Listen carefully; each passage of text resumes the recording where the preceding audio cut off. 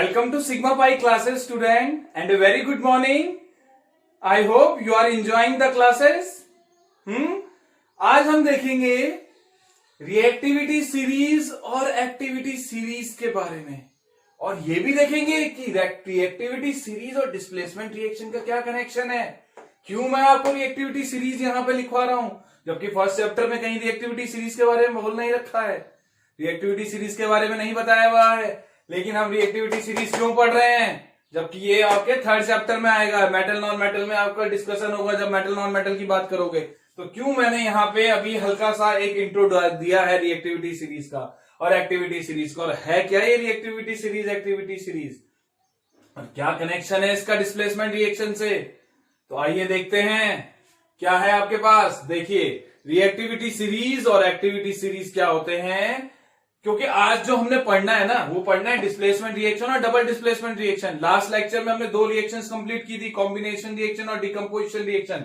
Last की तीन reaction रह गई हैं। पहले आज हम दो करेंगे, डिस्प्लेसमेंट रिएक्शन और डबल डिस्प्लेसमेंट रिएक्शन। तो डिस्प्लेसमेंट रिएक्शन को जानने से पहले हम देखेंगे रिएक्टिविटी सीरीज और एक्टिविटी सीरीज। तो रिएक्टिविटी सीरीज और एक्टिविटी सीरीज क्या है, ये एक अरेंजमेंट है एलिमेंट्स का, किस ऑर्डर में, डिक्रीजिंग ऑर्डर में केमिकल रिएक्टिविटी। देखो केमिकल रिएक्टिविटी का एक ऑर्डर बना रखा है, जैसे कि पोटेशियम से लेकर के गोल्ड तक का आपको यहाँ पे एक्टिविटी सीरीज दिख रही है। हालांकि एक्टिविटी सीरीज में बहुत सारे एलिमेंट्स आते हैं, उनको हमने क्या कर दिया है, कुछ एलिमेंट्स हमने लिए हैं, इतना सारा हमने हौच पौच नहीं किया है। मेन एलिमेंट्स हमने कुछ दिखा दिए हैं जो कि आपको हेल्प कर सकते हैं डिस्प्लेसमेंट रिएक्शन में, इसलिए मैंने जो है कुछ एलिमेंट्स लिखे हैं और यही आपने पढ़ने हैं फिलहाल। लेटर ऑन बाकी एलिमेंट्स भी आएंगे, जब आप हायर क्लासेस में जाओगे बाकी एलिमेंट्स भी आएंगे और फिर ये रिएक्टिविटी सीरीज और एक्टिविटी सीरीज का नाम बदल के हो जाएगा इलेक्ट्रोकेमिकल सीरीज। क्या हो जाएगा, इलेक्ट्रोकेमिकल सीरीज, इलेक्ट्रोकेमिकल सीरीज हो जाएगा। ठीक है, इलेक्ट्रोकेमिकल सीरीज हो जाएगा। तो कैसे होगा, इलेक्ट्रोकेमिकल सीरीज हो जाएगा और फिर उसको हम अलग बेसिस पे देखेंगे, हालांकि वो हायर क्लासेस में आएगा 11th-12th में। फिलहाल रिएक्टिविटी सीरीज और एक्टिविटी सीरीज से ही आपको काम चलाना है और आपको ये पता होना चाहिए रिएक्टिविटी सीरीज और एक्टिविटी सीरीज क्या है। ये सिंपल एक क्या है, अरेंजमेंट है एलिमेंट का in decreasing order. Decreasing order में मैंने दिखा रखा है, चाहे आप अलग तरीके से भी दिखा सकते हो। तो ये डिक्रीजिंग ऑर्डर में मैंने आपको केमिकल रिएक्टिविटी दिखा रखी है कि पोटेशियम सबसे ज्यादा रिएक्टिव है, फिर सोडियम है, फिर कैल्शियम है, फिर मैग्नीशियम है, फिर एल्युमिनियम है, फिर जिंक है, फिर आयरन है, फिर ये टिन है। एसएन क्या होता है, टिन। एसएन क्या होता है, टिन। इसका एटॉमिक नंबर कितना होता है एसएन टिन का, 50। लेड क्या होता है, 82। इसका एटॉमिक नंबर क्या होता है, पीबी क्या होता है, लेड। ठीक है, ये tin 52, 82, copper, mercury, silver, gold, ये तो आपको पता है। गोल्ड का एटॉमिक नंबर कितना होता है, पता होना चाहिए। कितना होता है गोल्ड का एटॉमिक नंबर, गोल्ड का एटॉमिक नंबर होता है 79। ठीक है, सिल्वर का हो गया 47, मरकरी का हो गया 80, कॉपर का हो गया 29, आयरन का 26, जिंक 30, एल्युमिनियम 13, मैग्नीशियम 12, कैल्शियम 20, 11 और 19। ठीक है, तो ये आपकी एक्टिविटी सीरीज है, इसको ध्यान रखिएगा। चुनिंदा एलिमेंट की बना रखी है, ये हाइड्रोजन हो गया और ये एक्टिविटी सीरीज है। अब यहाँ पे कुछ लिखा हुआ भी है कि these metal are more reactive than hydrogen. Hydrogen से ऊपर जितने एलिमेंट है वो हाइड्रोजन से ज्यादा रिएक्टिव है, हाइड्रोजन से नीचे जितने एलिमेंट है वो हाइड्रोजन से लेस रिएक्टिव है। These metal are less reactive than hydrogen. अब जरा एक फंडा समझो, डिक्रीजिंग केमिकल रिएक्टिविटी मतलब आपको पता लग गया कि जो सबसे टॉप पे होगा वो सबसे ज्यादा रिएक्टिव और जो उससे नीचे नीचे होते चले जाएंगे उससे कम रिएक्टिव होते चले जाएंगे, रिएक्टिविटी डिक्रीज होती चली जाएगी। तो आपको क्लियर हो गया, टॉप से बॉटम की तरफ रिएक्टिविटी डिक्रीज हो रही है। क्लियर हो रहा है आपको, ठीक है। अब एक फंडा याद ध्यान रखना, मोर reactive element displaces the less reactive element from its compound. More reactive element displaces the less reactive element from its compound. तो मोर रिएक्टिव एलिमेंट कौन सा है, जैसे मान लो पोटेशियम है तो पोटेशियम ज्यादा रिएक्टिव एलिमेंट है, और मान लेते हैं एल्युमिनियम, पोटेशियम रिएक्टिव है, एल्युमिनियम कम रिएक्टिव है, तो पोटेशियम क्या करेगा, एल्युमिनियम को रिप्लेस कर देगा उसके कंपाउंड से।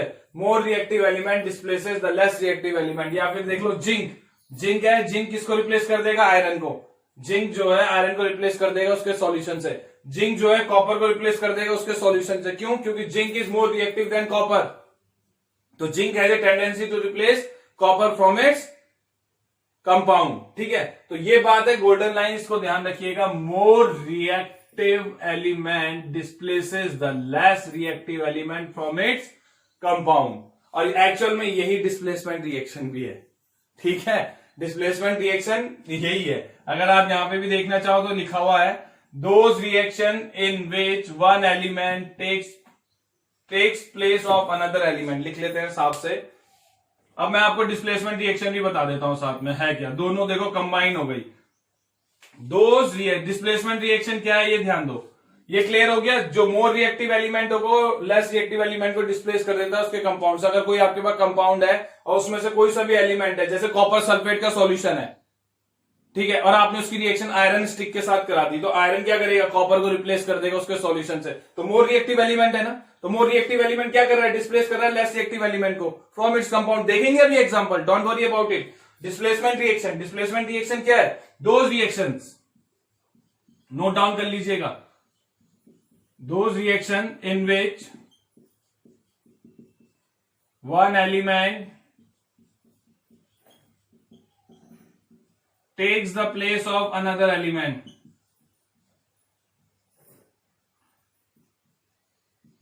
one element takes the place of another element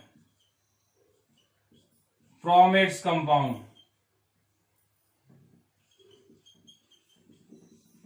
from its compound। देखो those reaction in which one element takes the place of another element, those reaction, वो reaction जिसमें कि एक एलिमेंट takes the place, ले रहा है place किसकी, another element की from its compound, that reaction are called displacement reaction। अब एक एग्जांपल से समझते हैं, और मोर जनरल वे में कहें तो डिस्प्लेसमेंट रिएक्शन यही है, मोर reactive element displaces the less reactive element from its compound. मतलब जो मोर रिएक्टिव एलिमेंट होगा वो लेस रिएक्टिव एलिमेंट को डिस्प्लेस कर देगा उसके कंपाउंड से। अब आपको कैसे पता चलेगा कि वो एलिमेंट ज्यादा रिएक्टिव है, तभी तो एक्टिविटी सीरीज और रिएक्टिविटी सीरीज मैंने यहाँ पे बनाई ताकि आपको आसानी से रिएक्शन करना आसान हो जाए। अगर आप डिस्प्लेसमेंट रिएक्शन कर रहे हो और आप चाहते हो कि कौन सा एलिमेंट किसको रिप्लेस करेगा, आपको कैसे पता चलेगा कि इसकी रिएक्टिविटी ज्यादा है या कम है, तो इसीलिए आपको रिएक्टिविटी सीरीज की हेल्प लेनी है। रिएक्टिविटी सीरीज अपनी आंखों में बसा लो, अपने माइंड में बसा लो, ये रिएक्टिविटी सीरीज को अपने माइंड में बसा लो 2-3 बार लिख के, ठीक है। कुछ एलिमेंट्स लिखे हुए लेकिन ये आपको बहुत हेल्प करेंगे क्लास 10th में, ध्यान रखिएगा बच्चा। है होते तो बहुत सारे हैं लेकिन फिलहाल के लिए ध्यान रखो जब तक आप इसके एक्चुअल कॉन्सेप्ट में नहीं पहुंच जाते, क्योंकि बाद के लिए तो इसमें गिवन होती हैं वैल्यूज, ठीक है। लेकिन फिलहाल के लिए इतना तो आपको ध्यान होना ही चाहिए। अगर इतना ध्यान है तो आपका काम बन जाएगा, बहुत चीजों में आपकी हेल्प हो जाएगी, ठीक है। तो मोर reactive element displaces the less reactive element. और अगर सिंपल भाषा में बोलूं और सिंपल लैंग्वेज में अगर मैं बोलूं, ऊपर वाला नीचे वाले को रिप्लेस कर देता है, ऊपर वाला नीचे वाले को रिप्लेस कर देता है उसके सॉल्यूशन से। ऊपर वाला नीचे वाले को रिप्लेस कर देगा, ऊपर वाला नीचे वाले को रिप्लेस करेगा, जो सबसे टॉप पे होगा वो नीचे वाले को डिस्प्लेस कर देगा, ऊपर वाला नीचे वाले को रिप्लेस कर देगा, ऊपर वाला नीचे वाले को रिप्लेस कर देगा। जो टॉप पे बैठा होगा वो अपने नीचे वाले को रिप्लेस कर देगा। और होता भी ऐसी है, डेली लाइफ में भी देख लो, जो बॉस होता है अपने नीचे वाले को रिप्लेस करने की टेंडेंसी रखता है ना। तो उसी तरीके से जो टॉप में होगा वो अपने से नीचे वाले को रिप्लेस कर देगा, जो टॉप में होगा अपने से नीचे वाले को रिप्लेस कर देगा। Means more reactive element displaces the less reactive element from its compound. अब देखते हैं एग्जांपल, ठीक है। तो एक्टिविटी सीरीज आपको क्लियर हो गई, इसको ध्यान रखिएगा। देखो ये 3 है, SN3 50 होता है इसका एटॉमिक नंबर, लेड 82। तो these metal are more reactive than hydrogen. अब जरा 1-2 केसेस देखते हैं। डिस्प्लेसमेंट रिएक्शन भी आपको क्लियर हो गई, those reaction is one element takes the place of another element from its compound. एक एग्जांपल देखो, एग्जांपल से आपको क्लियर हो जाएगा, ठीक है। आपने शायद लिख लिया होगा, आपको हेल्प हो जाएगी। एक्टिविटी सीरीज नहीं मिटा रहा हूं लेकिन आपको पता लग गया ना कि ऑर्डर ऊपर वाला नीचे वाले को रिप्लेस कर देगा। अब देखो मैं यहां पे क्या कर रहा हूं, अब मैं आपको एक एग्जांपल से थ्रू करेंगे। एग्जांपल करते हैं, तो हम क्या कर रहे हैं, एक जिंक की स्ट्रिप ले रहे हैं। क्या ले रहे हैं, जिंक सॉलिड लिया हमने, जिंक की स्ट्रिप ले ली, जिंक की स्ट्रिप ले रखी, जिंक सॉलिड मान लिया, और इसकी रिएक्शन करा दी हमने किसके साथ, कॉपर सल्फेट के साथ करा दी। किसके साथ करा दी, कॉपर सल्फेट सॉल्यूशन के साथ करा दी, कॉपर सल्फेट एक्वस। और ये आपको दे देगा, क्या दे रहा है आपको, देखो कॉपर सल्फेट जो है ब्लू कलर का होता है, ब्लू कलर का सॉल्यूशन होता है, और जब आप जिंक की स्ट्रिप को कॉपर सल्फेट को आपने एक बीकर में लेना है, कॉपर सल्फेट को आपने एक बीकर में लिया, उसमें आपने जिंक की स्ट्रिप डाली। जैसे ही आप जिंक की स्ट्रिप कॉपर सल्फेट के सॉल्यूशन में डालोगे तो कॉपर सल्फेट का सॉल्यूशन है, तो कॉपर और सल्फेट आयन उसमें फ्रीली मूव कर रहे थे। ठीक है, कॉपर और सल्फेट आयन उसमें फ्रीली मूव कर रहे थे सॉल्यूशन में। जैसे ही आपने जिंक की स्ट्रिप उसमें डाली तो हुआ क्या कि जो जैसे ही आपने जिंक की स्ट्रिप उसमें डाली, कॉपर जिंक जो है उस समय एकदम से जो है जिंक क्या करेगा, कॉपर को उसके सॉल्यूशन से रिप्लेस कर देगा। तो जिंक स्ट्रिप में जो जिंक मेटल थे वो सॉल्यूशन में आएंगे और कॉपर को उसके सॉल्यूशन से रिप्लेस कर देंगे। तो कॉपर को उसके सॉल्यूशन से रिप्लेस करेंगे तो कॉपर तो क्या हो जाएगा, सॉलिड फॉर्म में आ जाएगा। कॉपर सॉलिड फॉर्म में आ जाएगा और ये बन जाएगा reddish brown colour.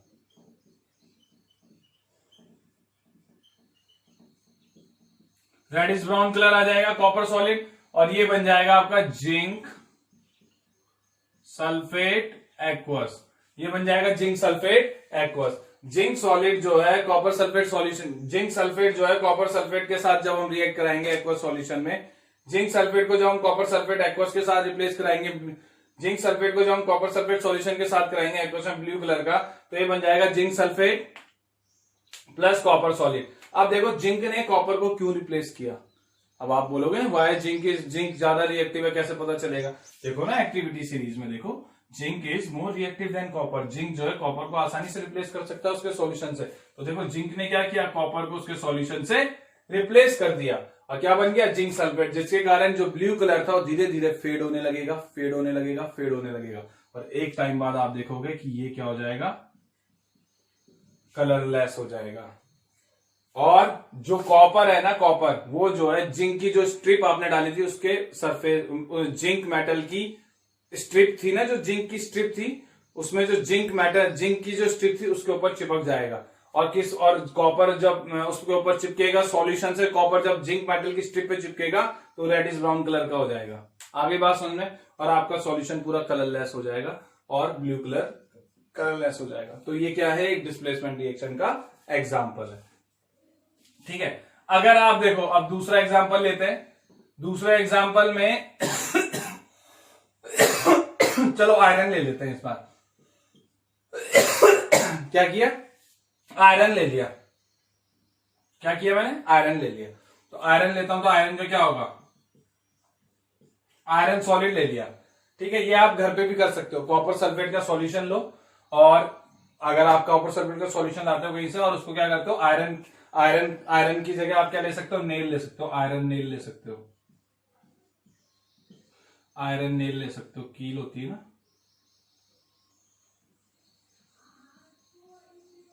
Iron nail होती है ना, आयरन नेल, तो आयरन नेल होती है ना, तो आयरन नेल ले सकते हो आप। ठीक है, आयरन नेल ले सकते हो। तो आयरन की नेल ले लोगे आप, तो आयरन नेल ले लोगे तो ये आयरन नेल हो गई। ठीक है, तो आयरन की जगह आयरन नेल ले सकते हो आप। एक बीकर लो, इस आयरन नेल को जो है कॉपर सल्फेट सॉल्यूशन में डिप कर दो।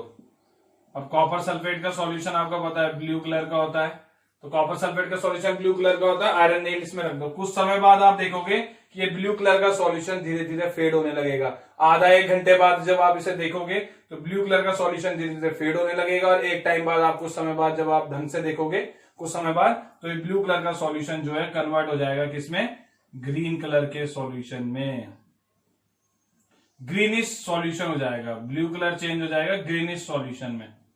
ठीक है, ग्रीनिश सॉल्यूशन में चेंज हो जाएगा और ये जो है, ये जो आयरन की नेल है ना, इस पे आयरन की नेल पे जो है रेडिश ब्राउन कलर की लेयर चढ़ जाएगी और जो रेडिश ब्राउन कलर की लेयर चढ़ेगी वो लेयर जो है किसकी होती है, कॉपर की होती है। तो देखो आयरन की रिएक्शन जब आपने कॉपर सल्फेट के साथ कराई तो आयरन जो है कॉपर को उसके सॉल्यूशन से रिप्लेस कर देगा और बना देगा आयरन सल्फेट। और आयरन सल्फेट मतलब फेरस सल्फेट बना देगा, FeSO4। आयरन सेकंड सल्फेट या फिर फेरस सल्फेट बताया था ना, FeSO4 अगर आयरन +2 ऑक्सीडेशन स्टेट में है तो फेरस, तो ये हो जाएगा फेरस सल्फेट FeSO4। तो ये कलरलेस बन जाएगा, प्लस क्या बन जाएगा, कॉपर सॉलिड बन जाएगा। तो कॉपर सॉलिड क्या होगा, रेडिश ब्राउन कलर।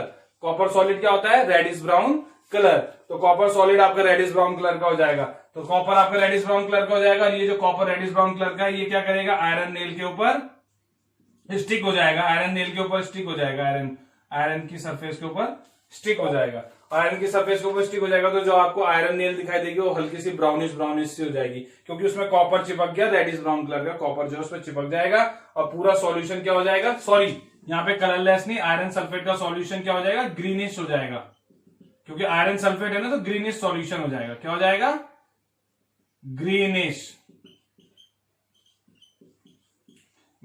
टच दे देगा, ग्रीनिश सॉल्यूशन हो जाएगा। तो ब्लू कलर का सॉल्यूशन किसमें कन्वर्ट हो गया, ग्रीन कलर में। तो ये भी क्या है, डिस्प्लेसमेंट रिएक्शन का एग्जांपल है।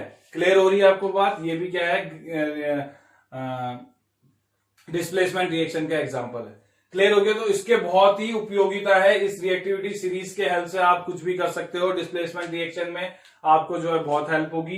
तो ये बहुत ही इंपॉर्टेंट है। आपको मैंने 2 एग्जांपल दिए, ऐसे ही बहुत सारे एग्जांपल आप कर सकते हो, कोई सा भी आप उठा लो, मैंने आपको 2 बता दिए, आप कोई सा भी कर सकते हो, ऐसा कुछ नहीं है। किसी का भी सॉल्ट ले लो, उसको आप रिप्लेस करके देखो, जैसे Ag सिल्वर ले लोगे, अगर आप सिल्वर का सॉल्ट ले लोगे, मैं करवा नहीं रहा हूं, बस आपको बता रहा हूं, आप खुद कर सकते हो।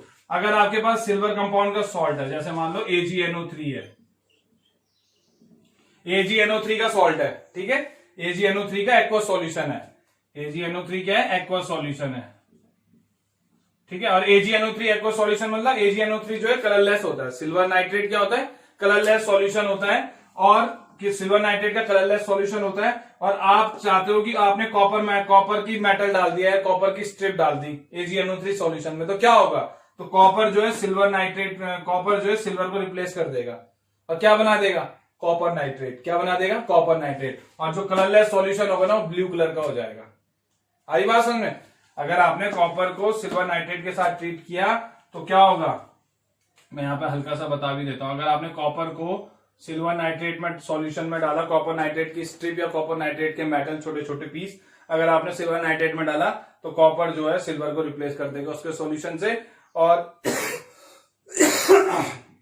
कॉपर नाइट्रेट हो जाएगा। और सिल्वर नाइट्रेट ब्लू कलरलेस होता है तो ब्लू कलर का blue colourless solution blue colour का हो जाएगा। आई बात समझ में। और सिल्वर बनेगा तो हल्का हल्का सिल्वरी कलर भी आ जाएगा, सिल्वर अलग हो जाएगा। ऐसी रिएक्शन करनी है, आप कर सकते हो आराम से, ठीक है। तो ये आप खुद करिएगा और बहुत आसान है। तो आप कोई सा भी एलिमेंट कर सकते हो, बस इतना ध्यान रखना है कि ऊपर वाला नीचे वाले को रिप्लेस कर देता है उसके सॉल्यूशन से। More reactive element displaces the less reactive element from its compound. आई बात समझ में। तो ये एक्टिविटी सीरीज ध्यान रखिएगा। अगर आपको एक्टिविटी सीरीज ध्यान है तो आप डिस्प्लेसमेंट रिएक्शन यूं चुटकियों में कर दोगे और इसका आपको बहुत हेल्प होगी। और यहां तक कि इतना ही नहीं, एक और एप्लीकेशन बताता हूं,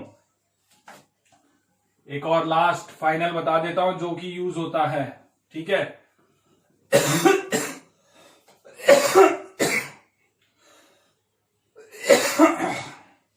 डायग्राम ढंग से नहीं बने हुए, लेकिन मैं बोल तो रहा हूं ही आपको, मैंने कौन सा उसमें कलर कर रखा तो इसीलिए ऐसे लिख दिए, ठीक है। लेकिन आपको समझ में आ गया होगा, मेन चीज आपको समझ में आना चाहिए, ठीक है। तो इसलिए मैंने ऐसे ही बना दिया। अब बात कर लेते हैं किसकी, अब बात कर लेते हैं अब हम इसकी बात कर लेते हैं। किसकी बात कर लेते हैं, अब हम बात करते हैं,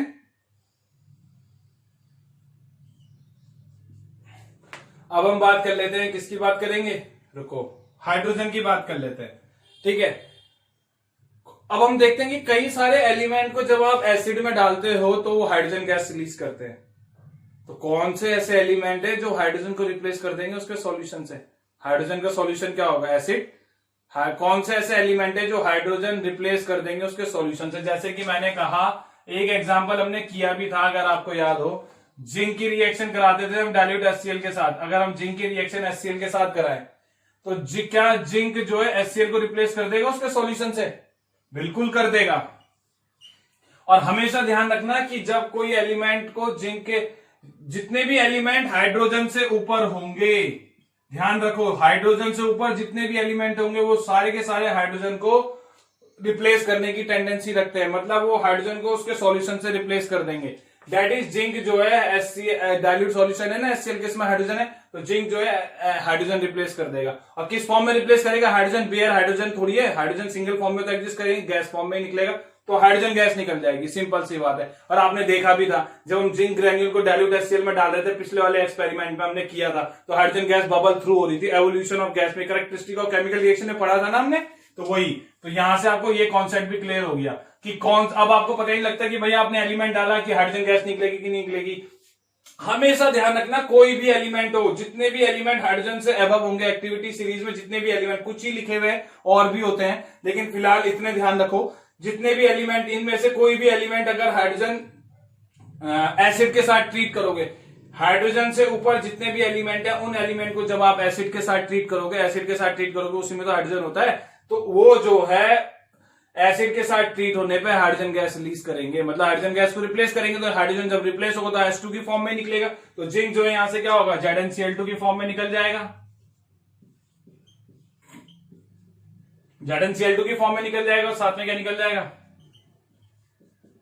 हाइड्रोजन गैस रिलीज हो जाएगी। आगे बात समझ में, आगे बात समझ में, जिंक सॉलिड को जब आपने HCl के साथ ट्रीट किया, HCl एक्वस डाइल्यूट सॉल्यूशन लिया ना आपने HCl का, तो जिंक सॉलिड को जब आपने HCl के साथ ट्रीट किया, क्या निकल जाएगा, ZnCl2 निकल जाएगा, और साथ में क्या होगा, हाइड्रोजन गैस रिलीज हो जाएगी। तो आप कोई सा भी एसिड ले सकते हो, आयरन ले सकते हो,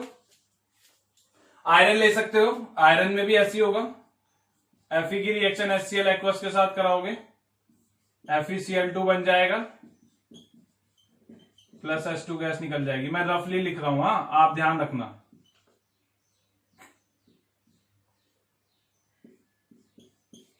ठीक है, आयरन को डालोगे डाइल्यूट सॉल्यूशन ऑफ HCl में, तो क्या होगा, FeCl2 निकल जाएगा और हाइड्रोजन गैस रिलीज हो जाएगी। मींस कोई भी एलिमेंट जो हाइड्रोजन से, all element which are above in the activity series, they have a tendency to replace hydrogen from its solution. ठीक है, तो बेसिकली मैं कहूं तो जितने भी एसिड्स हैं, अगर उनको आपने उन एलिमेंट के साथ ट्रीट किया जो कि हाइड्रोजन से अबव है एक्टिविटी सीरीज में, वो जो है एसिड के साथ ट्रीट होने पे हाइड्रोजन गैस रिलीज करते हैं, ध्यान रखोगे। अब मान लो मैं इसको करना चाहूं, कॉपर के साथ करूं अगर HCl की रिएक्शन, तो रिप्लेस होगा ही नहीं। जितने भी, और एक और बात ध्यान रखना, जितने भी एलिमेंट हाइड्रोजन से नीचे हैं एक्टिविटी सीरीज में, they are not able to replace hydrogen from their solution. Means ये अगर आप कॉपर की रिएक्शन कराओगे HCl के साथ, नहीं निकलेगी हाइड्रोजन, Hg की कराओगे नहीं निकलेगी, सिल्वर की कराओगे, गोल्ड की कराओगे नहीं निकलेगी। और भी जितने भी एलिमेंट है, बहुत सारे एलिमेंट है हाइड्रोजन से भी नीचे, वो भी जो है हाइड्रोजन को रिप्लेस, हाइड्रोजन को उसके सॉल्यूशन से रिप्लेस नहीं कर पाएंगे, मतलब एसिड के साथ ट्रीट करने पे हाइड्रोजन गैस रिलीज नहीं करेंगे। तो आपको क्लियर हो गया कैसे एलिमेंट निकालेंगे, कोई दिक्कत? तो आई होप आपको ये पूरा एक्टिविटी सीरीज और डिस्प्लेसमेंट रिएक्शन का कॉम्बिनेशन पैकेज आपको क्लियर हुआ होगा, इसीलिए मैंने एक्टिविटी सीरीज यहाँ पे करवाई। अगर मैं आपको डायरेक्ट डिस्प्लेसमेंट रिएक्शन कराता तो बस जस्ट ऐसा हो जाता कि हाँ भाई आपको कराया, आपको याद रखना है, याद रखना पड़ रहा है। बस यहाँ पे तो आपको क्या है, एक्टिविटी सीरीज का ध्यान रखना है और इसके हेल्प से डिस्प्लेसमेंट रिएक्शन यूं चुटकियों में आप कर दोगे। चलिए अब अपने नेक्स्ट टॉपिक पे चलते हैं। नेक्स्ट टॉपिक है आपका double displacement reaction. Double displacement reaction, अभी क्या पढ़ रहे थे हम, डिस्प्लेसमेंट रिएक्शन, अभी हम डिस्प्लेसमेंट रिएक्शन पढ़ रहे थे, अब क्या पढ़ेंगे, डबल डिस्प्लेसमेंट रिएक्शन। अच्छा, कई लोगों को कंफ्यूजन रहती है कि सर डिस्प्लेसमेंट रिएक्शन, एक सिंगल डिस्प्लेसमेंट रिएक्शन भी होती थी, अब डबल डिस्प्लेसमेंट पढ़ रहे, सिंगल क्यों नहीं पढ़ी हमने? तो एक बात ध्यान रखना बेटा, ये जो आप पढ़ रहे हो ना, यही सिंगल डिस्प्लेसमेंट रिएक्शन है, इसी को हम सिंगल डिस्प्लेसमेंट रिएक्शन कहते हैं, सिंगल डिस्प्लेसमेंट रिएक्शन। एक्चुअल में डिस्प्लेसमेंट रिएक्शन ही सिंगल डिस्प्लेसमेंट रिएक्शन है।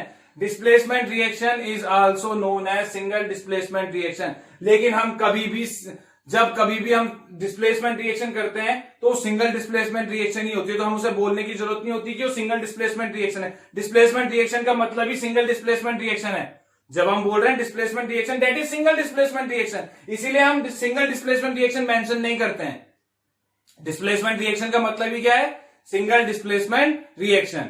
सिंगल डिस्प्लेसमेंट रिएक्शन और डिस्प्लेसमेंट रिएक्शन दोनों सेम है, इसीलिए हम सिंगल वर्ड यूज ही नहीं करते हैं। वो तो छोटी क्लासेस में बोल दिया जाता, single displacement reaction, double displacement reaction, लेकिन सिंगल डिस्प्लेसमेंट रिएक्शन और डिस्प्लेसमेंट रिएक्शन में कोई अंतर नहीं है, दोनों सेम ही है। डिस्प्लेसमेंट रिएक्शन, सिंगल डिस्प्लेसमेंट में both are same.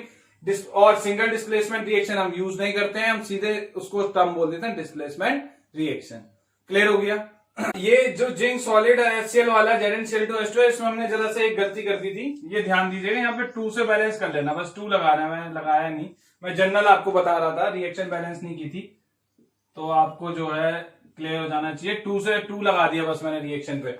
Zinc solid plus 2HCl aqueous give rise ZnCl2 plus H2 gas, Fe solid 2HCl aqueous FeCl2 plus H2 gas. तो मैंने आपको बाकी सारा कॉन्सेप्ट वही है, बस यहाँ पे 2 लगाना था ताकि बैलेंस करने के लिए इक्वेशन 2HCl लेने पड़ेंगे, यहाँ पे भी 2HCl ताकि बैलेंस हो जाए। ठीक है, अब हम अपने नेक्स्ट टॉपिक पे चलते हैं, डबल डिस्प्लेसमेंट रिएक्शन।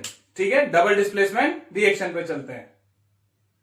तो डबल डिस्प्लेसमेंट रिएक्शन क्या होता है, देखिए, those reaction in which two compounds react by an exchange of ion, those reaction in which two compounds react by exchange of ion to form two new compound। Exchange होता है ion का और वो बनाते हैं 2 न्यू कंपाउंड। मींस 2 आपने compound लेने हैं, वो आपस में रिएक्ट करेंगे, रिएक्ट करने के बाद वो दोनों आपस में एक्सचेंज ऑफ आयन करेंगे और 2 नए कंपाउंड बनाएंगे। उनको, उस रिएक्शन को कहा जाता है डबल डिस्प्लेसमेंट रिएक्शन। क्या कहा जाता है? Double displacement reaction. अब जो डबल डिस्प्लेसमेंट रिएक्शन होती है ना, ये generally occur in solution, usually ज्यादातर जो है ये सॉल्यूशन में होती है। डबल डिस्प्लेसमेंट रिएक्शन जो अकर होती है, मतलब डबल डिस्प्लेसमेंट रिएक्शन जो अक्सर होती है वो सॉल्यूशन में होती है, यूजुअली अकर इन सॉल्यूशन। और and in this reaction one of the component is separate out as a solid, that is precipitate in solute। एक सब्सटेंस जब आपकी रिएक्शन कराओगे तो जो एक कंपाउंड फॉर्म होगा वो जो है एज ए सॉलिड फॉर्म होता है और वो प्रिसिपिटेट आउट हो जाता है व्हाइट पीपीटी की फॉर्म में। एक एग्जांपल के थ्रू से देखते हैं। AgNO3 है, AgNO3 आपके पास एक्वस, AgNO3 एक्वस है। अब आपने क्या किया AgNO3 एक्वस के साथ? AgNO3 एक्वस के साथ आपने क्या किया कि सिल्वर नाइट्रेट, AgNO3 क्या होता है? सिल्वर,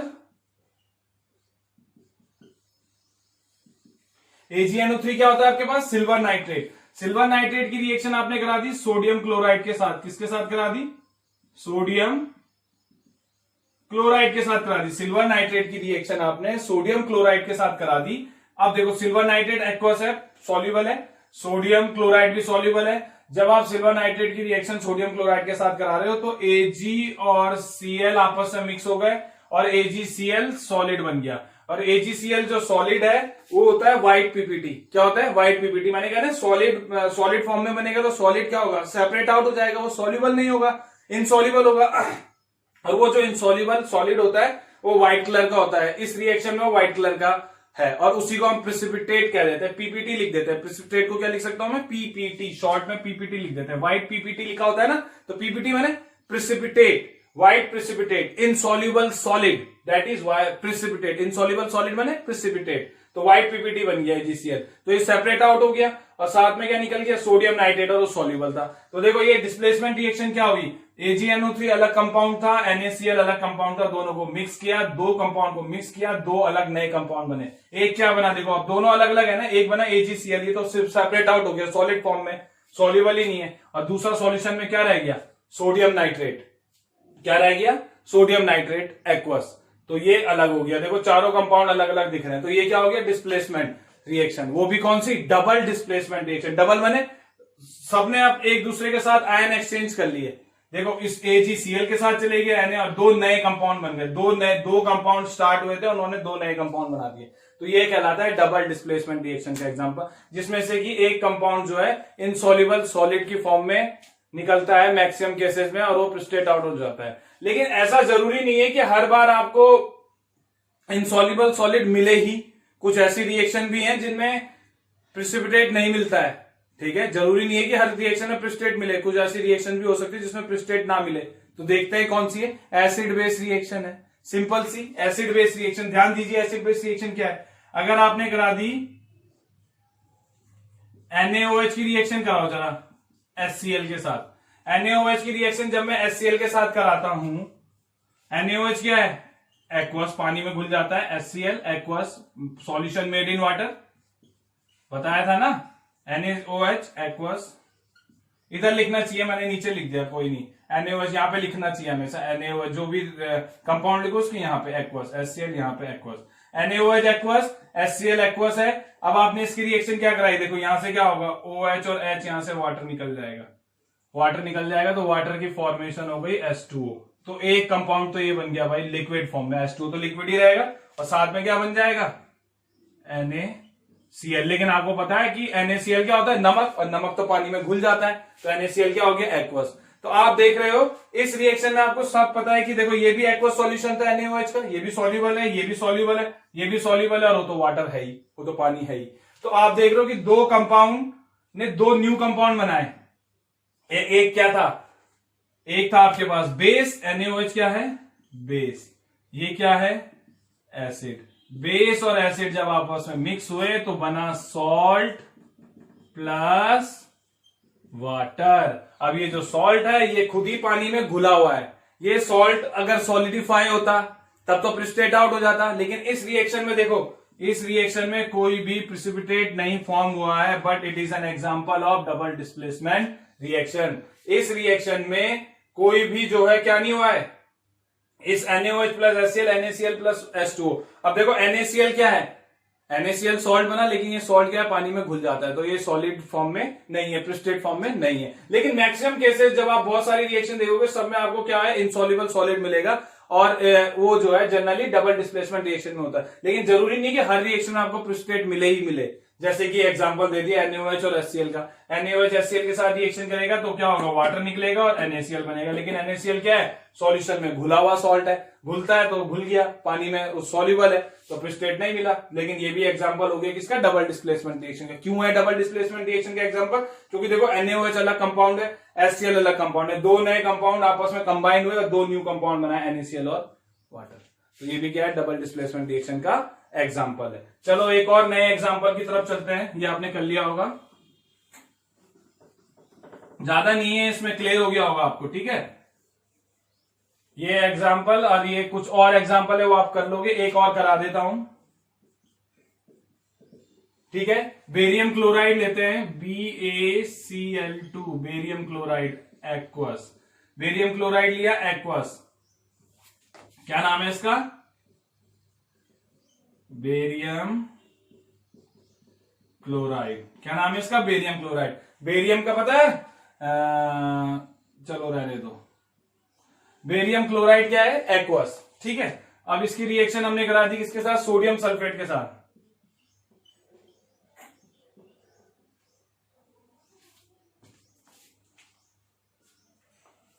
इसकी रिएक्शन किसके साथ करा दी, Na2SO4, सोडियम सल्फेट के साथ। किसके साथ करा दी,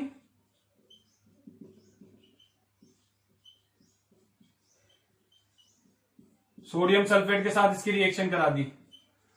बेरियम क्लोराइड की Na2SO4 सोडियम सल्फेट के साथ रिएक्शन करा दी एक्वस में, तो क्या होगा, दोनों सॉल्यूशन को मिक्स करा तो आप ये देखोगे कि बेरियम जो है सल्फेट के साथ कंबाइंड हो जाएगा और प्रिसिपिटेट आउट हो जाएगा इनसॉल्युबल सॉलिड की फॉर्म में। तो ये भी व्हाइट पीपीटी बना देता है, व्हाइट प्रिसिपिटेट बना देगा, सॉलिड फॉर्म में आ जाएगा, पानी में घुलेगा ही नहीं, बिल्कुल सॉलिड फॉर्म में ऊपर आ जाएगा पानी में। और बचेगा क्या, फिर बचेगा क्या, Na2 और Cl2, तो क्या बन जाएगा 2NaCl एक्वस में, पानी में सॉल्यूशन में। NaCl तो पानी में घुल जाता है ना, तो घुला हुआ रहेगा, सॉल्यूशन में रहेगा तो एक्वस लिख दिया। बेरियम सल्फेट क्या होगा, सेपरेट आउट होकर आ जाएगा सॉलिड फॉर्म में, तो ये क्या बना देगा, व्हाइट पीपीटी बना देगा। क्या बना देगा ये, व्हाइट पीपीटी। तो ये व्हाइट पीपीटी प्रिसिपिटेट बन जाएगा। ये बात ध्यान में मत रख लेना कि सारे सॉलिड जो प्रिसिपिटेट होते हैं व्हाइट पीपीटी बनाते हैं, नहीं, वो अलग अलग रिएक्शन पे डिपेंड करता है, किसी भी कलर का प्रिसिपिटेट बन सकता है। आपने वहां पे इससे कैरेक्टरिस्टिक ऑफ केमिकल रिएक्शन में मैंने आपको कराया था ना, लेड नाइट्रेट और किसकी कराई थी, पोटेशियम आयोडाइड की, तो वहां पे क्या बन रहा था, PbI2 बन रहा था, तो येलो कलर का प्रिसिपिटेट बन रहा था, वो भी डबल डिस्प्लेसमेंट रिएक्शन का एग्जाम्पल है, ठीक है। पोटेशियम नाइट्रेट और किसका कराया था, लेड नाइट्रेट का। लेड नाइट्रेट की रिएक्शन कराई थी मैंने किसके साथ, पोटेशियम आयोडाइड के साथ, ठीक है। और क्या बन जा रहा था साथ में, KNO3 निकल जा रहा था, वो भी क्या है, डबल डिस्प्लेसमेंट रिएक्शन का एग्जांपल है। और उसमें क्या बन रहा था, PbI2। चेक करना उसे, कैरेक्टरिस्टिक ऑफ केमिकल रिएक्शन वाले मेरे लिंक को देखना, कैरेक्टरिस्टिक ऑफ केमिकल रिएक्शन वाले लिंक को देखना आप, और उसमें जो है क्या होगा, ये PbCl वो लेड नाइट्रेट, जहां पे मैंने आपको सिट्रिक एसिड के बारे में भी बताया था, तो वहां का सोर्स वो होता है। तो लेड नाइट्रेट की रिएक्शन हमने कराई थी किसके साथ, पोटेशियम आयोडाइड के साथ। दोनों कलरलेस सॉल्यूशन होते हैं, आपस में कंबाइन होते हैं और क्या बना देते हैं, येलो कलर का लेड आयोडाइड बनाता था PbI2। तो वो भी डबल डिस्प्लेसमेंट रिएक्शन का एग्जांपल है। तो वहां पे भी व्हाइट पीपीटी बन रहा है, ठीक है। तो हमने किया था वहां पे, तो आपको आई होप क्लियर हो गया होगा। तो यही सारे डबल डिस्प्लेसमेंट रिएक्शन, कुछ हम पहले भी कर चुके हैं अगर आप देखना चाहो तो। और जो सबसे इंपॉर्टेंट था और रिएक्टिविटी सीरीज का कॉन्सेप्ट था, अब देखो ये अगर आपको क्लियर हो गया तो आगे जाके जब आप मेटल नॉन मेटल वाला चैप्टर पढ़ोगे तो आपके लिए बहुत आसान हो जाएगा। और मैं हूं आपके साथ, आपको कोई दिक्कत वाली बात नहीं होगी। और नए यूजर्स, नए व्यूअर्स अगर जिन्होंने सब्सक्राइब नहीं किया है चैनल, तो सब्सक्राइब कर दें, बेल आइकन को प्रेस करें और उसमें ऑल वाले बटन को सेलेक्ट कर दें, ठीक है। और मेरे वीडियो को लाइक जरूर करें, शेयर करें। आपका सपोर्ट जितना ज्यादा मिलेगा उतना ज्यादा मैं एनर्जेटिक रहूंगा और आपके लिए अच्छे अच्छे वीडियोस बनाता रहूंगा। Thank you.